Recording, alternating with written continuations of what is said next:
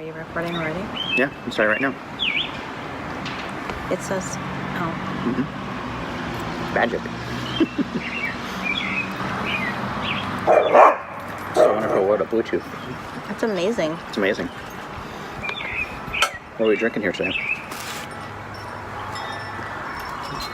Wine. Shocking. While the dogs wrestle in the background. It's WWF. Yeah. Some delicious chicken kabobs and fried rice. How are you enjoying this? It's delicious.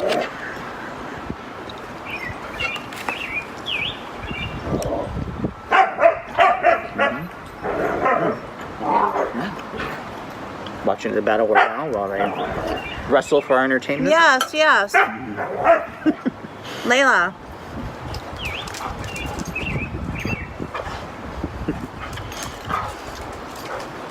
So what are we drinking here? Here you have two rosés. Will you hold each of them up for display? Ooh, look how different. What do you see? This one looks like water. This one is definitely. It's drinking like water too. And that one was what? Rosé tint? Well, they're both rosés technically. I feel like this one's an imposter. Seriously, it looks like water. If you hold it up against a white, it looks like the water you put in your glass after a tasting. A little bit when you're rinsing. The first wine is this here, Charles Smith Rosé from Washington. You know I love Washington wines. The interesting thing about this is he actually labels it rosé, which is a marketing choice, and I can explain in detail why and what else he could call it. It's very light. It's very light, fresh. Of the rosés you've tried in your lifetime, it tastes more like a white. It tastes more like a white wine, doesn't it? Yeah. As opposed to this here wine, which, to be fair, I opened yesterday, but it's held up really well. This is a rosé from Tavel in the Rhone Valley, which drinks more like rosé, yes? Fuller bodied, more vibrant berry fruit. It's not cold enough. They're both literally right out of the refrigerator. Doesn't taste like it. Fun fact, Tavel is the only AC in the Rhone Valley that is strictly for rosé wine. So you couldn't have a white Tavel or a red Tavel. It's really the home of this fantastic style of wine, and this label in particular, I can't pronounce it well because I don't speak the French, but it's Trinquetavel. This was the first dry rosé I ever had, and I won't say how many vintages ago, but it was a lot of vintages ago. When you were of age, I'm sure, right? I was of age, but I was in my mid-20s, and the only pink wines I'd ever had until then were Boone's Farm and White Zinfandel. And the wine manager, basically at the restaurant we worked at, introduced us. That was at Montage. So that's Brett Callison. Shout out. Hey, Brett. Yeah. Thanks for trading me LaDainian Tomlinson. That's true. Wine and fantasy football. But this was the very first introduction to dry rosé I ever had, was this chateau from the Rhone Valley, and I was hooked for life since then, and that was circa 2004. See, now I like the other one better. You like this one better? Yeah, this one, the what is that? The strudel one over there? Strudel? Well, yeah, it's just... I purchased this wine today. Okay. At the local grocery mart. Well, maybe just because it's fresher.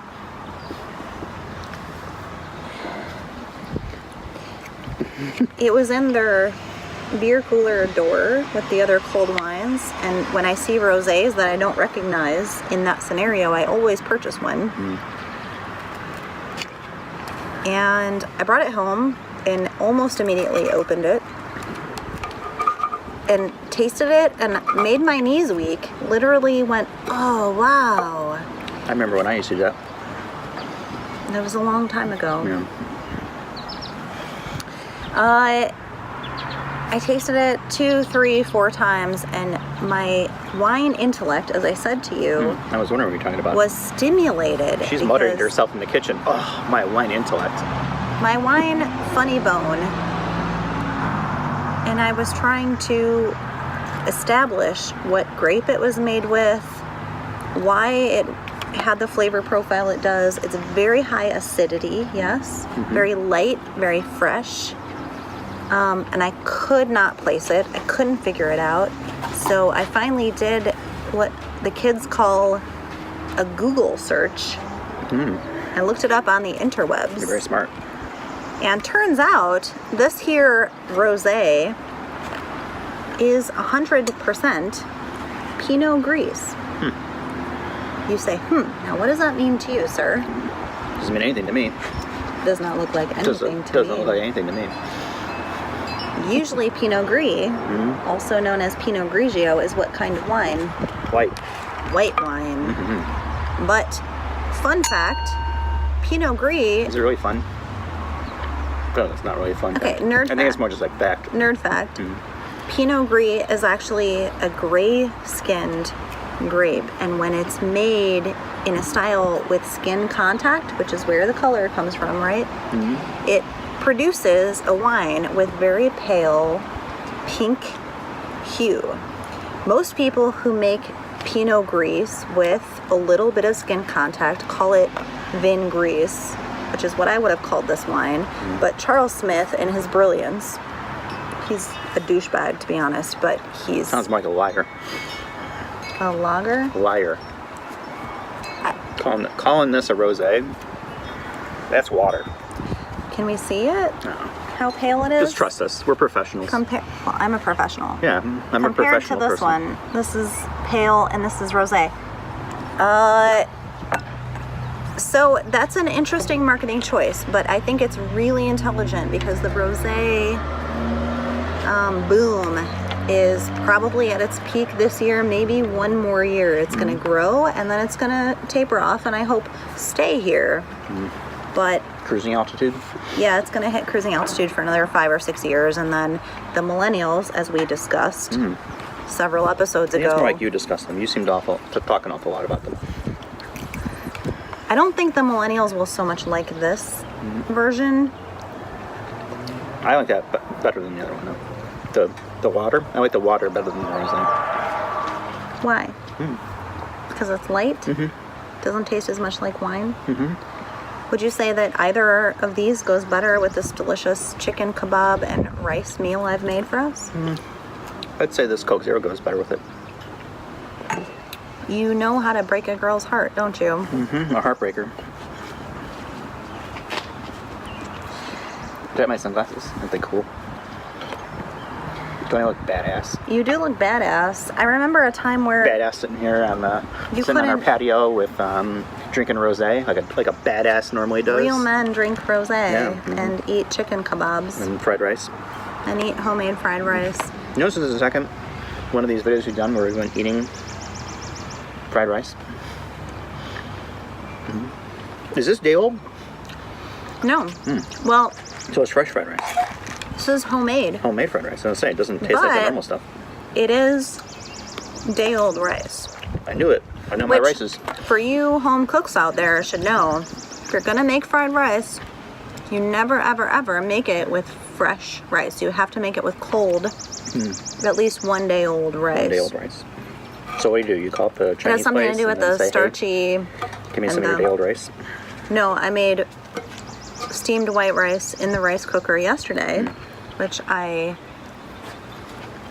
turned into cilantro, lime, salted rice with our burritos for Cinco de Drinko. I get it. These kebabs are really good too. Kebabs are good. What is the key ingredient there, would you say? I would say it's the copper sheet we got for the grill. You know, relatively cheap, let you cook it nice and evenly. And then, of course, the bacon. Bacon is always a key ingredient in And really the pineapple's a nice little anything. touch, too, with adding some sweetness. We made these chicken kebabs. When I say we, I mean Jeff literally slept Yeah. on the couch the entire time I prepared these kebabs. Totally not sorry about it either. No. Not ashamed, nothing. Snoozing on the couch. Hey, wake up, food. All right, cool. It wasn't wake up food. I actually gently gave you the wake up warning. You dropped the 20-pound weighted blanket on my face and said, wake up. This kebab I made with chicken breasts, onion, red pepper, and bacon, obviously. Of course. And pieces of pineapple. And just a little bit of salt. Really mostly on the chicken because bacon doesn't need salt. Just like, it doesn't need more salt. And threw it on the grill. It's true that we got these copper Grill sheets. grill sheets to make cleaning the grill easier, and they worked fine today. Well, they're there to make sure stuff doesn't fall between the grill. Get dirty. It does also help provide this delicious char. On your hand and the onion. All right. And then I also fried the rice indoors. No grill sheet for that. Nope, Just a pan. just the non-stick Calphalon skillet. And I do with a little olive oil, sesame oil, basically equal parts. It's thrilling. Fry up the onion and garlic. If I had scallions, I would use those, but I didn't, so I just used white onions. I'm so sorry. So you made just this shitty... I really phoned it in. And you We're going to have to throw cut this video short so I can beat my wife off camera. for not using scallions. Yeah. Next time, use the scallions. I do my best, but sometimes a beating is required. That's not right to say in today's environment. Speaking of beating your wives, I saw that season 2 of The Handmaid's Tale is now on Netflix. Yeah, we haven't started yet. We haven't watched it yet. I guess we'll have to get to that. I'm looking forward to it. I hope that she escapes this time. I'm feeling she doesn't.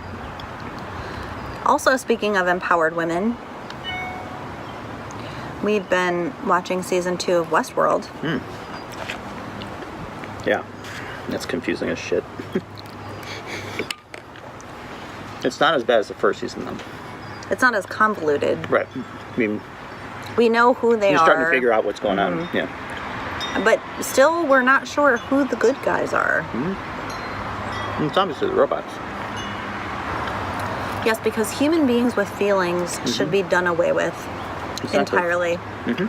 Well, that's not the point, though. The whole point is the theme park is built so that humans can act out however they want and find their true self. That's the whole point. And a lot of people find that their true self is really not a good person. I would like to find my true self. I found my true self Where was he? downstairs in the basement playing video games. All right. This is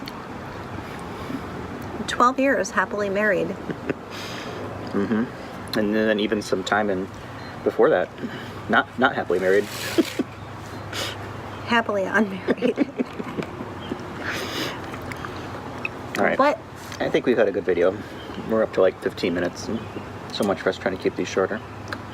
we were gonna record and then edit Yeah. for content. When we edit it, it still won't have any. Still be too long. I don't like when you cut me off. Yeah. Sometimes someone has to do it, though. Why don't we just do part 1 and part 2? Okay. Then I think this is probably the end of part 1. That's rude. It turned off. It's supposed to turn on.